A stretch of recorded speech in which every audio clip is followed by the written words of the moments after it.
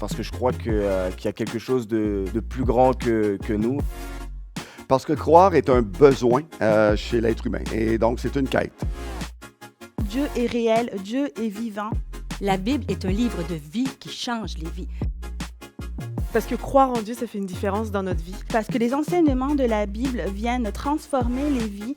Parce que la science révèle la nature, qui est la nature pointe vers le Créateur. Parce que le hasard ne peut ni expliquer l'origine de la vie sur Terre, ni le début de l'univers. Les murs entre la science et la foi s'effondrent. Parce que la religion présente ce que tu dois faire pour être sauvé. Le message de Jésus présente ce que Dieu a fait pour que nous puissions être sauvés. Parce qu'il y a encore des millions de personnes aujourd'hui qui déclarent que Jésus est vivant et qu'il a changé leur vie. Pourquoi croire? Parce que Pourquoi croire? Très très bonne question. Bienvenue à Nouvelle Vie chez vous.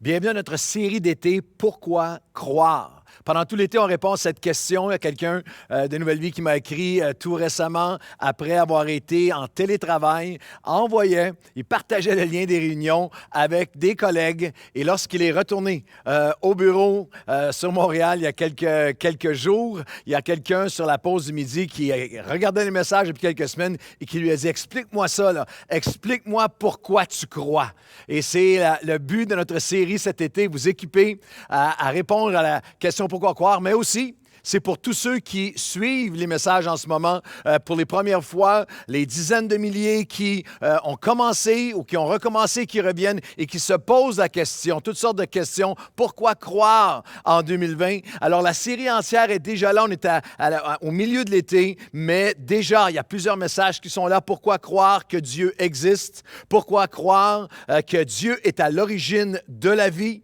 On a vu ensemble pourquoi croire que Jésus est le chemin. La semaine prochaine, pourquoi croire la Bible? Pourquoi croire la parole de Dieu? Pourquoi croire que Jésus est ressuscité? Parce que si vraiment il est mort et ressuscité, il n'y a aucun doute historiquement de l'existence que Jésus est venu sur terre, mais s'il est vraiment mort et ressuscité, ça change tout. Alors pourquoi croire que Jésus est ressuscité? Je vais apporter un message dans les prochaines semaines. Pourquoi croire au miraculeux? Pourquoi croire au miracle en 2020? Et nous sommes dans la deuxième partie d'un message. La première partie s'intitulait « Pourquoi croire que Dieu peut nous aider à gérer et à guérir de nos conflits? » Et aujourd'hui, pourquoi croire à la guérison de nos blessures relationnelles? Pourquoi c'est un tel thème? Parce qu'il y avait une pandémie avant le coronavirus, avant la COVID, une pandémie qui affecte des millions de personnes pendant celle-ci, pendant la COVID, et qui sera là après aussi, le virus, la pandémie des blessures relationnelles. On en a tous, à un moment ou un autre, été affectés. Alors, pourquoi croire que la Bible, il y a quelqu'un certainement qui regarde ça, mais voyons donc, pourquoi croire que la Bible, Dieu, la religion, l'Église pourrait m'aider à guérir de mes blessures relationnelles? Pourquoi croire comme chrétien que à la guérison de nos blessures relationnelles? Parce que Dieu le Père est amour, fondamentalement. Parce que Dieu le Père est amour. Dans l'Épître aux Romains, chapitre 5, et le verset 5 à 9, notre espérance ne nous trompera pas, ne nous décevra pas, parce que l'amour de Dieu est répandu dans nos cœurs par le Saint-Esprit. Et Dieu prouve son amour envers nous, en ce que lorsque nous étions pécheurs, ennemis de Dieu, par son amour, il nous a réconciliés avec lui. L'amour de Dieu est l'antidote, c'est la thérapeutique, c'est le vaccin contre la pandémie des cœurs déchirés, des cœurs brisés. Et la parole est Paul a dit il y a 2000 ans ce que nous vivons encore aujourd'hui. C'est que l'amour de Dieu n'est pas seulement quelque chose d'éthérique ou de théorique. Lorsqu'elle est permise d'être répandue dans un cœur, lorsque tu lui ouvres ta vie, tu lui ouvres ton cœur, ton passé, ton présent, ton avenir, il vient, il prouve son amour envers nous. Il le répand dans notre cœur et fait de nous, met en nous une parole de réconciliation. Parce que Dieu le Père, pourquoi croire que Dieu a la guérison de nos blessures avec l'aide de Dieu, nos blessures relationnelles? Parce que Dieu le Père est amour et parce que Dieu le Fils est venu pour guérir des cœurs brisés. Lorsque Jésus annonce son ministère sur cette terre dans l'Évangile de Luc, chapitre 4, et le verset 18, il dit « L'Esprit du Seigneur est sur moi et il m'a envoyé pour Il ne dit pas, il m'a envoyé pour faire de vous des gens religieux, pour vous rassembler, vous séparer, pour vous isoler loin du monde. Il n'a pas dit, l'Esprit du Seigneur est sur moi pour faire de vous des gens qui jugent les autres le doigt pointé ou qui se croient supérieurs moralement ou pour manipuler qui que ce soit. Non, l'Esprit du Seigneur est sur moi pour guérir. Il m'a envoyé pour guérir des cœurs brisés. Dieu, pourquoi croire à la guérison de nos blessures relationnelles? Parce que Dieu, le Père, est amour et Dieu, le Fils, vient pour guérir des cœurs brisés. Dieu, le Père, est amour, Dieu, le Fils, vient pour guérir des cœurs brisés et il le fait dans la vie de chacun qui s'ouvre à lui. Et parce que Dieu, le Saint-Esprit, est un consolateur. Dieu, le Saint-Esprit, n'est pas un rituel. Dieu, le Saint-Esprit, n'est pas pour te rendre bizarre. Dieu, le Saint-Esprit, n'est pas quelque chose d'un événement d'une fois quelque part dans ta vie passée. Dieu, le Saint-Esprit, est un consolateur. Jésus a dit, il est venu, ce souffle, ce pneuma de Dieu, le Saint-Esprit, que le Père enverra. Dans l'Évangile de Jean, chapitre 14, versets 26 et 27, le Père l'enverra en mon nom, afin je vous laisse ma paix, je vous donne ma paix, pas une paix comme le monde la donne, que votre cœur ne se trouble pas, que votre cœur ne s'alarme pas, parce qu'à ceux qui le désirent, je vais offrir mon Saint-Esprit. Il y a une paix en Dieu le Père, Dieu le Fils et Dieu le Saint-Esprit pour guérir. Il y a une guérison de nos blessures que ce monde ne peut pas vous procurer, que l'argent ne peut pas te procurer, ni l'argent, ni le succès, ni les réussites, ni le pouvoir, ni la célébrité, ni le politique, ni le religieux. Il y a une œuvre unique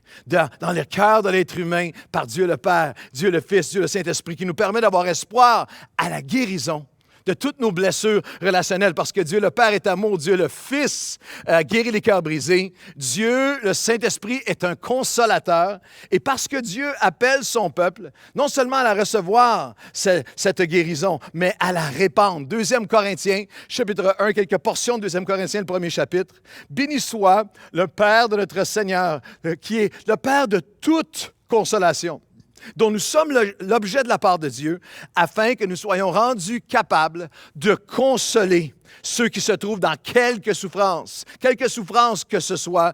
Et tout ça, Paul dit, tout cela nous vient de Dieu, qui a mis en nous la parole de la réconciliation. C'est la force d'attraction incomparable, inexplicable, inarrêtable du message de l'Évangile. C'est la raison, vous savez, c'est un peu hallucinant pour les gens de Nouvelle Vie. La semaine prochaine, ce serait notre 27e anniversaire, jour pour jour. On va le célébrer cet automne. On n'aurait jamais pensé il y a 27 ans qu'on se retrouverait comme ça, en ligne, au milieu d'une pandémie. Mais des quelques dizaines de personnes, ou plusieurs milliers, 5000 personnes dans toute la grande famille Nouvelle Vie, mais maintenant, plusieurs dizaines de milliers avec Nouvelle Vie chez nous. Quelle est la force d'attraction? C'est le fait, il n'y a pas de vedette ici, il n'y a pas de gourou ici, il n'y a pas de système ici, il y a seulement la réalité d'un Dieu, Dieu le Père, Dieu le Fils, Dieu le Saint-Esprit qui nous console une personne à la fois et qui met en nous le ministère de la réconciliation pour communiquer, répandre cette guérison. Mais je vous entends penser, oui, je vous entends penser là où vous êtes, alors que vous regardez ce message, là où vous êtes, Nouvelle Vie chez vous. Il y a quelqu'un qui dit, pourquoi croire que Dieu, la foi en Christ ou la Bible, peut m'aider à guérir de mes blessures relationnelles, alors que je connais des chrétiens de longue date qui sont perpétuellement blessés, offensés et qui ne semblent jamais guérir? Pourquoi croire? Pourquoi tu me dis que, Pasteur Claude, pourquoi croire que Dieu peut m'aider à guérir de mes blessures relationnelles, à faire de moi quelqu'un qui est dans la paix, quand je regarde sur les médias sociaux des chrétiens comme jamais, sur n'importe quelle controverse, se déchirer, s'insulter, se mépriser? C'est pas très attirant. Pourquoi croire que Dieu pourrait... j'aime bien, je vais t'avouer, j'aime Dieu le Père, j'aime Dieu le Fils, j'aime Dieu le Saint-Esprit, mais moi, en ce moment, je vis un déchirement de cœur. J'ai vécu un divorce, une séparation, une trahison, une blessure.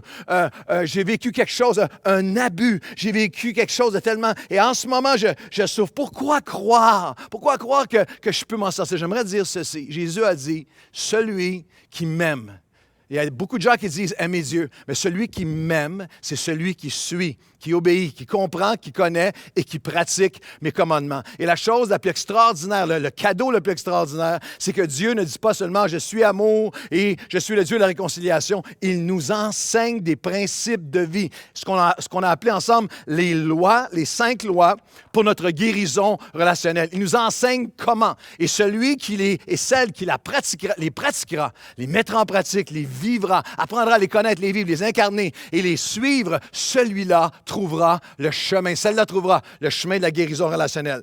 Si vous avez manqué la première partie du message, soyez sûrs d'aller la chercher. Elle est déjà en ligne. Allez voir ça parce qu'il y a 5 lois qu'on a vues ensemble. La loi de l'ignorance et de l'importance, on va les mettre au complet. La loi de l'ignorance et de l'importance. Les 5 lois pour notre guérison. La loi de l'intentionnalité à initier. La loi de l'inspiration pour de nouvelles impulsions. Ça, c'était le message de la semaine dernière. La loi de l'introspection et de l'intérêt versus l'indifférence et même l'inversement. Ça, c'est aujourd'hui, je vais vous l'expliquer dans un instant.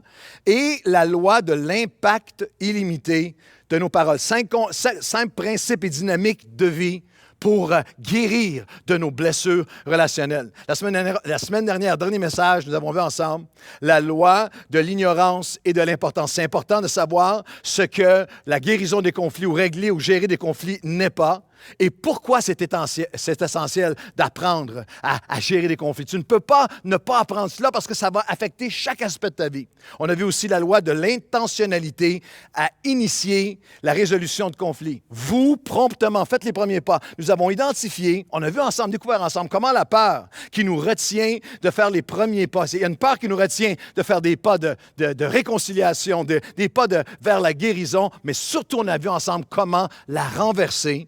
Et la troisième loi qu'on a vue, c'est la loi de l'inspiration pour de nouvelles impulsions. Nous avons découvert l'enseignement de la parole de Dieu, qu'il y a 2 souffles, 2 pneuma. Il y a 2 inspirations en opération dans ce monde aujourd'hui. Un souffle d'accusation, un souffle de colère, un souffle de rancune qui cherche à diviser, à accuser, d'orgueil, de conflit, de peur. Mais il y a aussi ce que la Bible appelle le pneuma, le souffle, l'inspiration de la grâce. Il y a une grâce de Dieu, un souffle. Et on doit choisir quel souffle va nous animer à chaque jour. Et aujourd'hui, c'est la 4e loi pour laquelle nous croyons à la guérison, celle que la Bible appelle la loi de l'introspection. Jacques, chapitre 4, et les versets 1 à 3. D'où viennent les conflits, les luttes et les querelles entre vous, les blessures, les déchirements relationnels? N'est-ce pas des désirs égoïstes qui font rage à l'intérieur de vous? Vous désirez ce que vous ne possédez pas.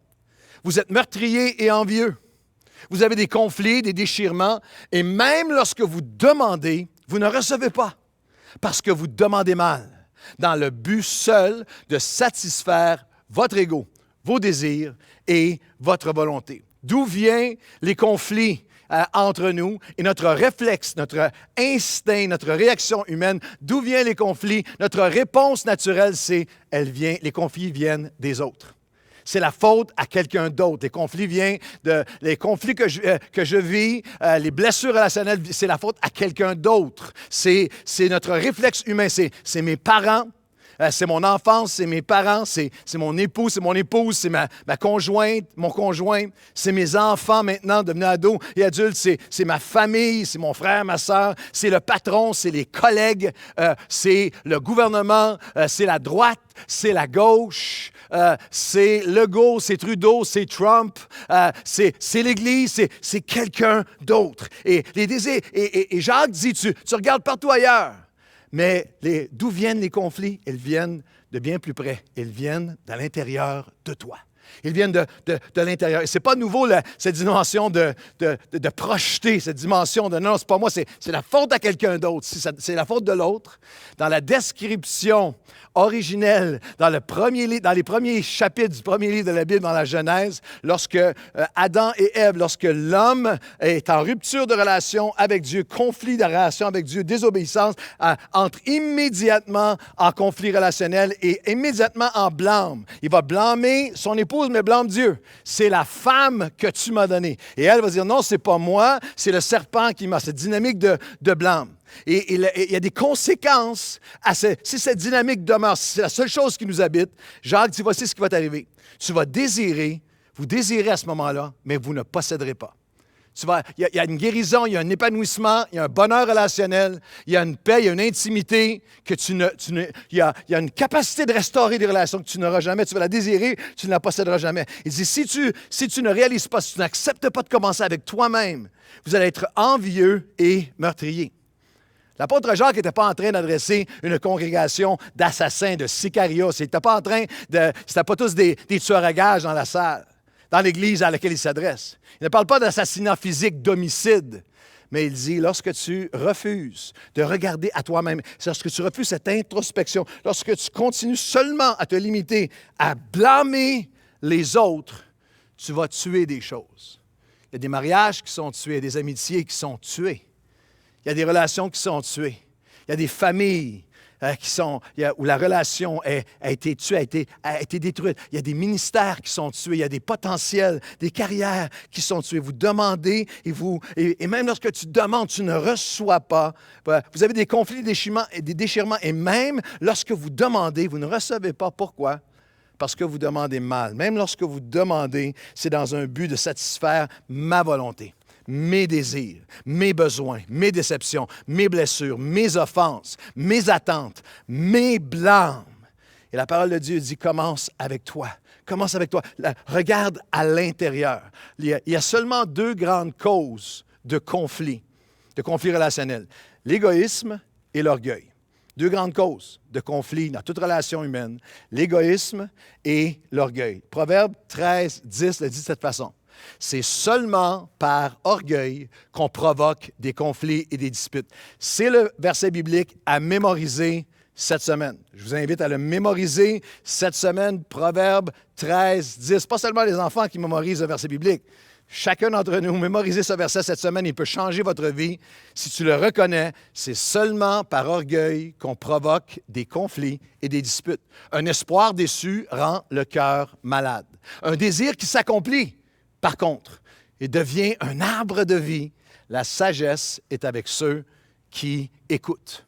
L'espoir d'être entendu, compris de l'autre. L'espoir que les choses vont changer parce que l'autre va regarder à l'intérieur de lui-même et reconnaître cet espoir-là que les choses peuvent changer. Lorsqu'il est déçu, lorsqu'il est piétiné, un espoir déçu rend le cœur malade dans un couple, dans un mariage, dans une amitié, dans toute dynamique relationnelle. Mais, malgré les pires conflits et blessures du passé, un désir qui s'accomplit devient un arbre de vie. Un cœur qui, avec repentance, dit, je vais regarder à l'intérieur. J'ai un désir de changer qui est vrai, qui est authentique, qui est sincère. Je vais arrêter de regarder aux autres, je vais regarder à moi-même. Qu'est-ce que moi, je peux changer? Je veux dire que tu peux amener des nouveaux fruits dans ton mariage, dans ton couple, dans ta famille, avec tes enfants, dans toutes tes relations. Ça ne veut pas dire, regarder à soi, la loi de l'introspection ne veut pas dire que l'autre n'a pas de tort, que tu acceptes tout ce qu'il fait, que ce qu'il a fait était bien. Ça ne veut pas dire que l'autre n'a pas de tort, ça veut simplement dire que je vais essayer de prendre ma part. Je vais prendre ma portion. Je vais regarder à l'intérieur. D'où viennent les luttes? Je vais commencer par regarder à l'intérieur de moi. Je le dirais à niveau personnel, mais c'est aussi important en cette année de tous les conflits. En cette année de tous les conflits en personne, dans notre société et aussi même en ligne sur Internet. Je voudrais dire au peuple chrétien, je peux être en désaccord avec quelqu'un sans chercher à le détruire. À détruire absolument la position qu'il a parce qu'on est en désaccord. Mon frère m'a écrit un mot cette semaine, il m'a dit, il y a une époque dans ma vie où j'étais prêt à perdre la raison pour avoir raison. Est-ce que tu es prêt, toi, à perdre la raison pour avoir raison? La loi de l'introspection, c'est « sonde-moi, ô Dieu ». Dieu vient m'aider à connaître mon propre cœur. Écoutez-moi, c'est toujours tellement plus bénéfique, tellement plus gratifiant, tellement plus fructueux de résoudre un conflit que de dissoudre ou de détruire lentement une relation.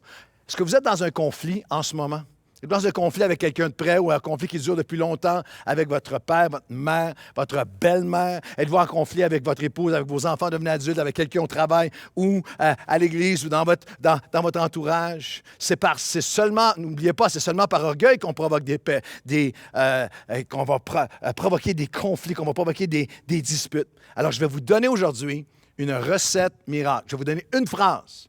Je vais vous donner une phrase que si vous la prononcez, une phrase qui immanquablement va initier un chemin de guérison dans vos conflits. Je vous le garantis, c'est universel. Une phrase. Êtes-vous prête? Une phrase garantie de désamorcer les pires bombes et de dénouer les pires impasses. Êtes-vous prêts? La voici. Lorsque vous êtes en conflit avec quelqu'un, en ce moment, c'est en train de brasser, le ton monte ou il y a un conflit qui est là, voici la phrase. Regardez la personne sincèrement et dites-lui, « Je m'excuse, je te demande pardon, je pensais seulement à moi. Je m'excuse, je te demande pardon, je pensais seulement à moi. » Et lorsque, à tous les maris, lorsque votre épouse va revenir à ses sens après avoir perdu connaissance et tomber par terre de vous avoir entendu dire ça, et qu'elle se relève, dites-lui une deuxième fois, « Je m'excuse, je te demande pardon, je pensais seulement à moi. » C'est une phrase qui est tellement importante. Vous dites, pourquoi c'est tellement important que je reconnaisse moi, que je reconnaisse cette dynamique-là, cette dynamique d'introspection versus intérêt, indifférence ou inversement. Comprenez bien, il y a quelque chose qui se déchire, qui se perd. Il y a quelque chose qui meurt dans un cœur lorsque l'espoir qui est déçu rend le cœur malade. Lorsque quelqu'un en vient dans une relation à penser que l'autre n'a même pas assez d'intérêt pour m'écouter.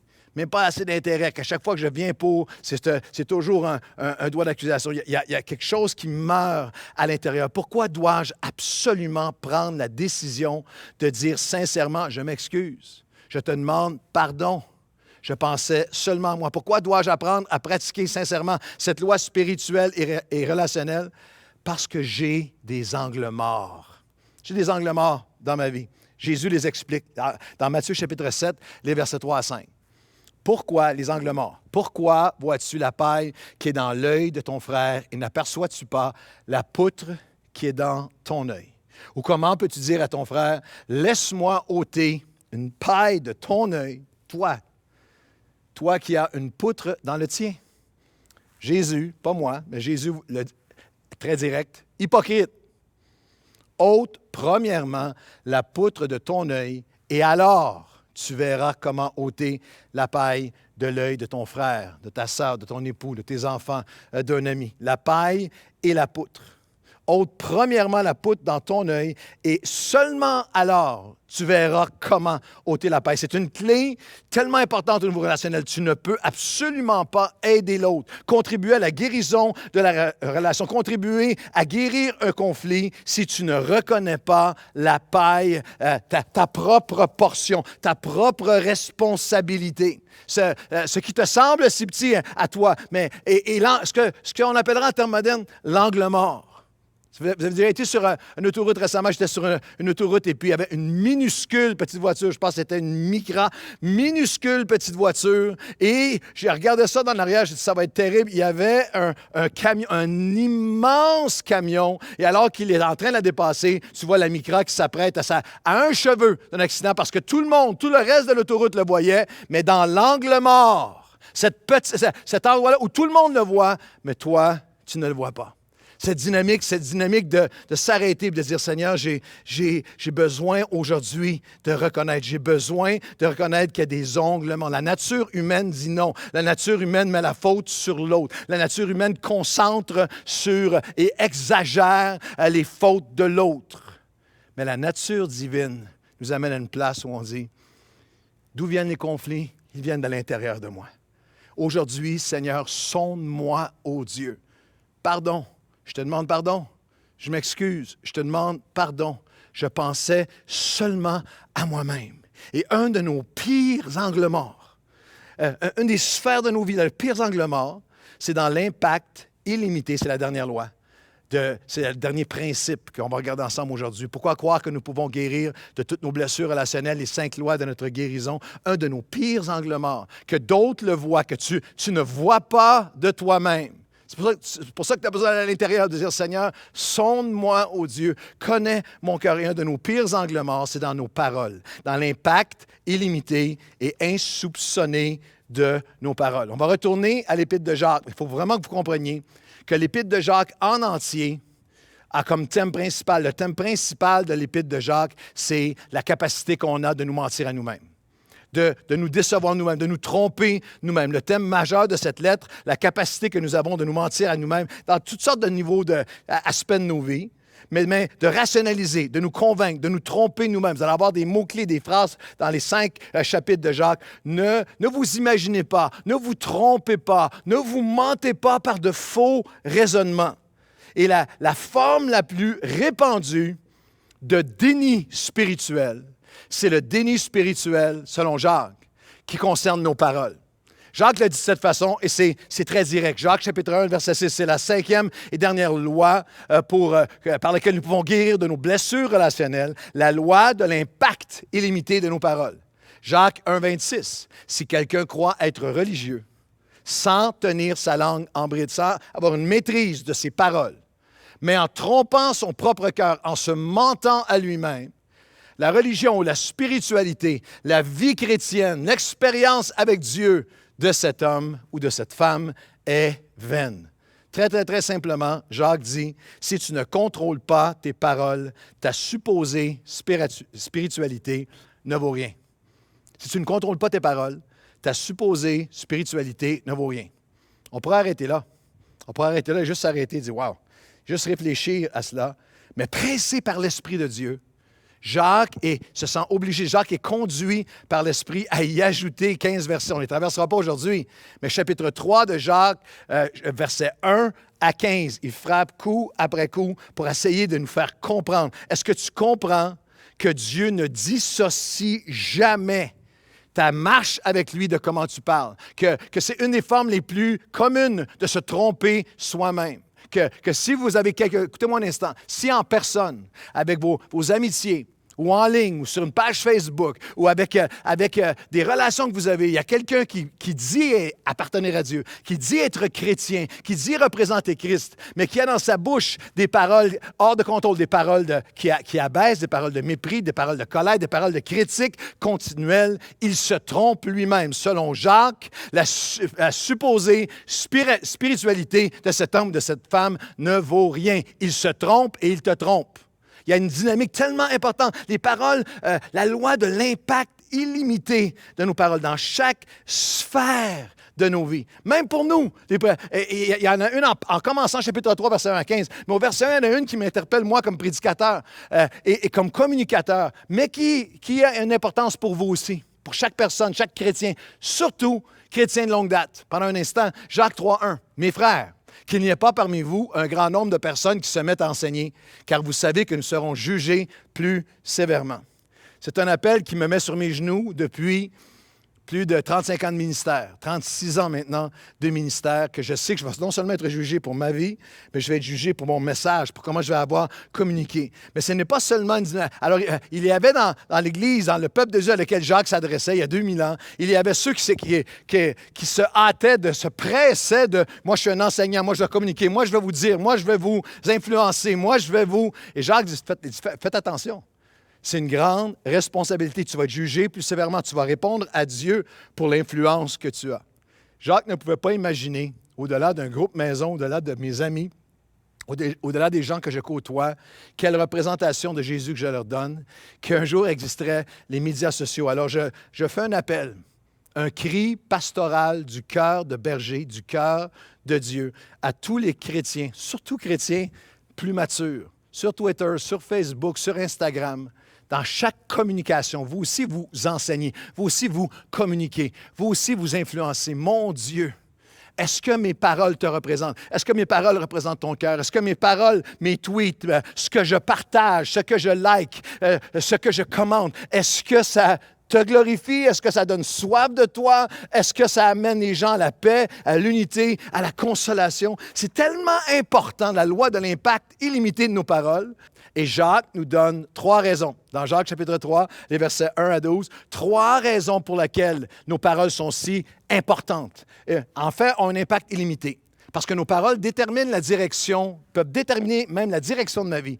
Elles peuvent détruire ce que j'ai de plus précieux et elles dévoilent et révèlent mon besoin réel. La première pensée, c'est que mes paroles sont tellement importantes dans toute la guérison relationnelle. Mes paroles déterminent directement la direction de ma vie. Jacques chapitre 3 et les versets 3 et 4. Si nous mettons le mort dans la bouche des chevaux pour qu'ils nous obéissent, et nous dirigeons aussi leur corps tout entier. Voici même les navires qui sont si grands et qui poussent des vents impétueux sont dirigés par un très petit gouvernail au gré du pilote. Jacques utilise ici un mode d'enseignement qui était très fréquent dans tous les rabbins de l'époque, dans la façon d'enseigner utilisée par Jésus aussi, qui était la plus pure tradition rabbinique de l'époque. Il va donner une analogie avec un avertissement et avec une application et un appel. Analogie, application, avertissement, appel. Et deux puissantes analogies pour parler de à quel point, pour enseigner, pour illustrer à quel point nos paroles vont donner une direction à notre vie. Littéralement, il va dire le mort, il va utiliser la première, le mort dans la bouche des chevaux. Il y a plusieurs années, j'étais au Kentucky et prêchant dans une église, et c'est là qu'il y a un des plus grands derby de course de chevaux, le Kentucky Derby, et on avait été rencontrer un chrétien qui avait plusieurs chevaux, même des chevaux qui avaient participé à certains de ces grands prix où des dizaines de milliers vont, et j'avais eu le privilège de rencontrer, la première fois que je rencontrais en personne, un jockey qui avait déjà gagné, celui qui est sur le cheval, qui avait déjà gagné des championnats, et j'avais jamais vu un homme aussi petit. 43 kilos à peu près, et sur cette immense bête à côté de 900 kilos, 2000 livres, et le mort qui est dans la bouche qui est si petit.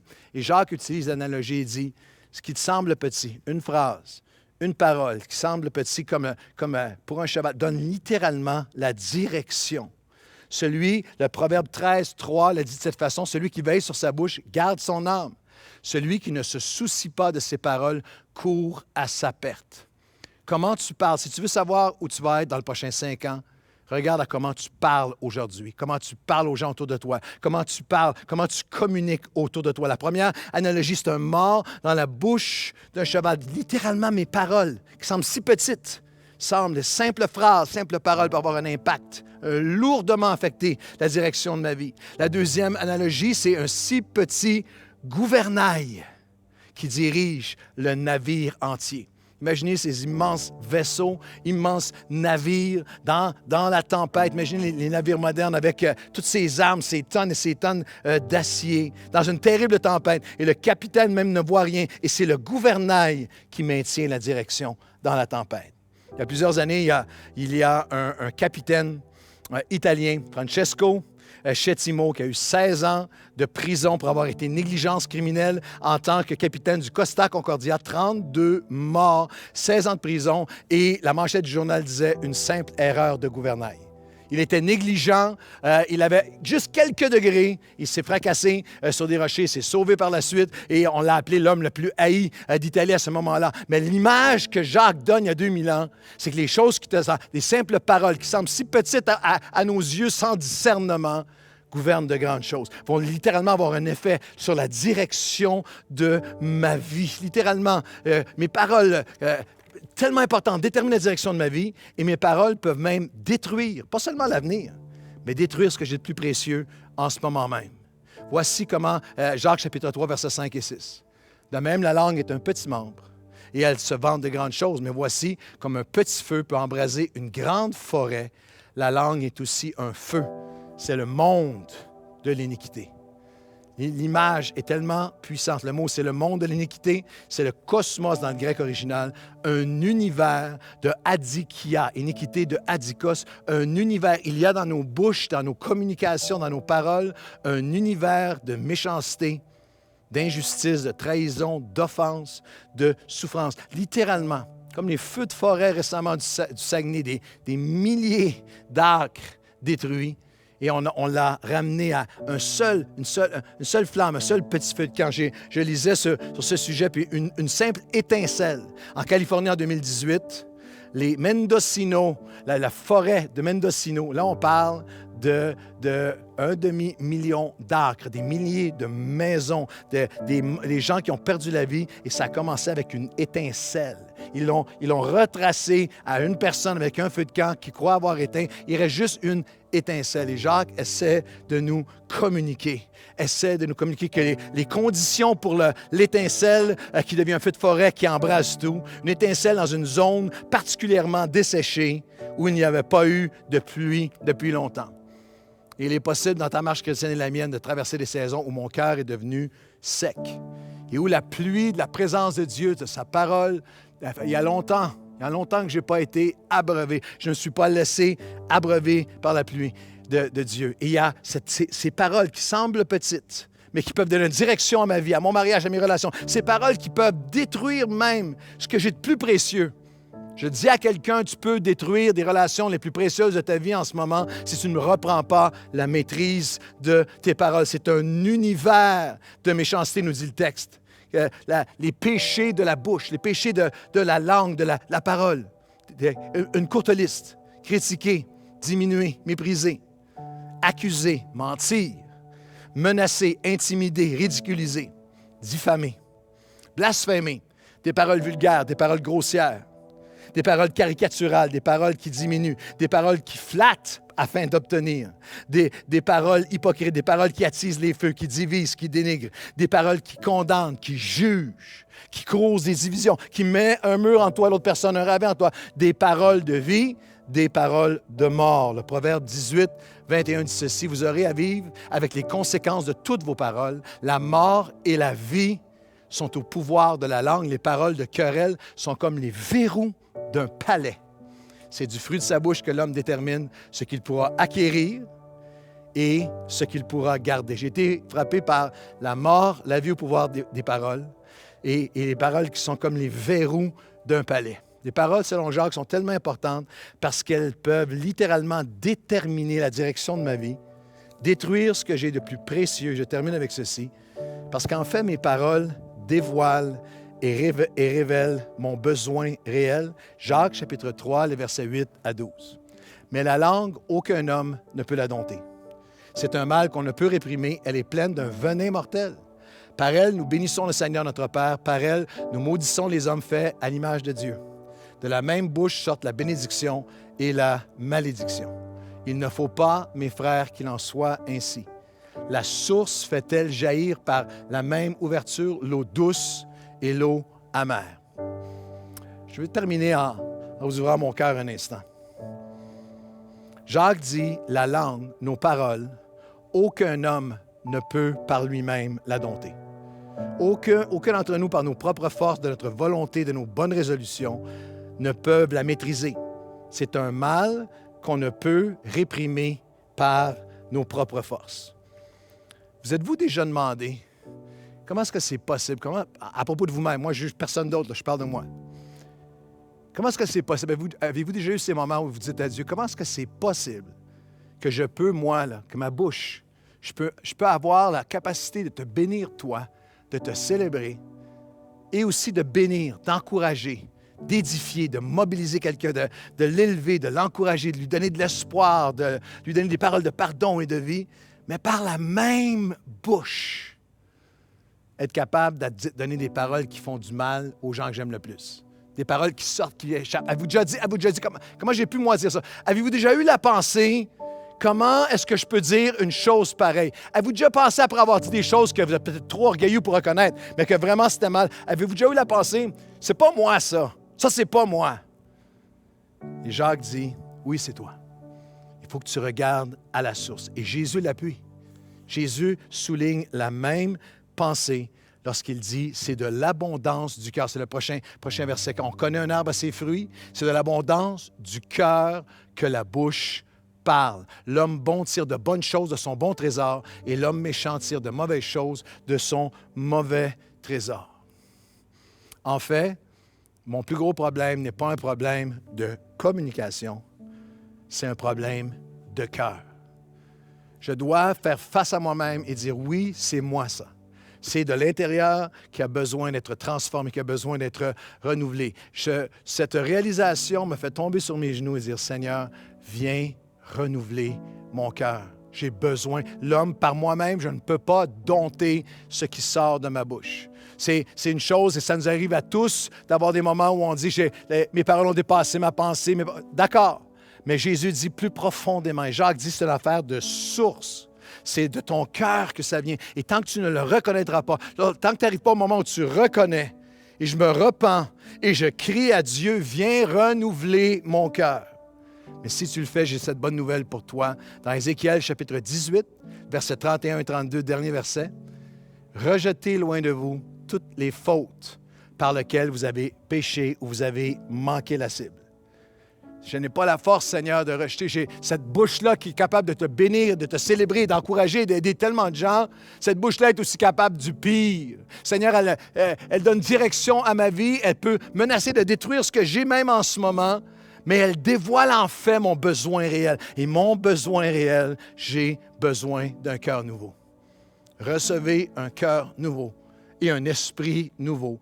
Tournez vos cœurs vers moi et vous trouverez la vie. Je veux t'encourager aujourd'hui. Recevoir un cœur nouveau, ce n'est pas seulement à la nouvelle naissance, seulement au salut ou un événement d'une foi. C'est une attitude d'humilité qui vient et qui dit, nous allons terminer ensemble avec un moment de prière qui, j'espère, va être significatif pour toi, qu'aujourd'hui, je veux que tu saches que Dieu est là. Dieu est maintenant avec l'imperfection de ce message, l'imperfection du communicateur. Le message et l'Esprit de Dieu, lui, est à l'œuvre avec toi. Es-tu prêt à prier avec moi aujourd'hui et dire, Seigneur, aujourd'hui, mon Dieu peut être un grand moment dans ma vie. Aujourd'hui, je peux choisir quel souffle va m'animer. Quel souffle va animer ma vie.